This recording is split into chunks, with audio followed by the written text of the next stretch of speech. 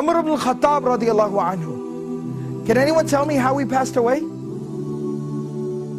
He was stabbed while he was leading the prayer. Alright, he was stabbed while he was leading the prayer. The narration goes on to tell us that Umar radiallahu anhu has this big open wound. He has literally a hole in his stomach.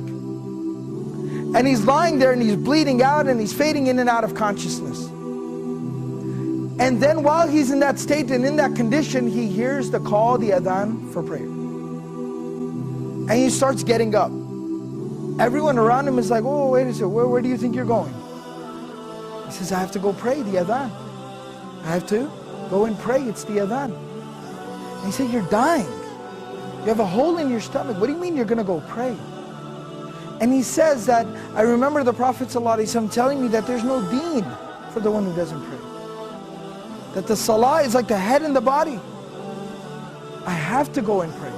This was the commitment that these people had to prayer. As long as I'm alive, salah is something I do. That's the commitment, the connection that they had with prayer. So this is from Surah Maryam, Surah number 19, ayah number 31. My Lord has firmly commanded me to pray and to give charity or to purify myself as long as I am alive. Ma dumtu hayyan, as long as I remain alive.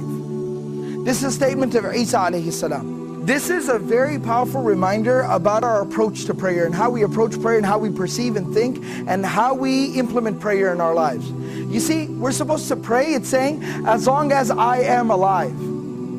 Till my last breath, I am committed to salah, to prayer. Now what does that exactly mean? It means no matter what comes up, prayer is something that I will hold on to till my last breath. I will concern myself with till death. And the Prophet ﷺ demonstrated this. He lived this. Now this isn't just theory, this isn't something just fancy to say. It's not just a fancy slogan. The Prophet ﷺ lived it. You know, about a week before the passing of the Prophet ﷺ, he fell very ill. He became ill.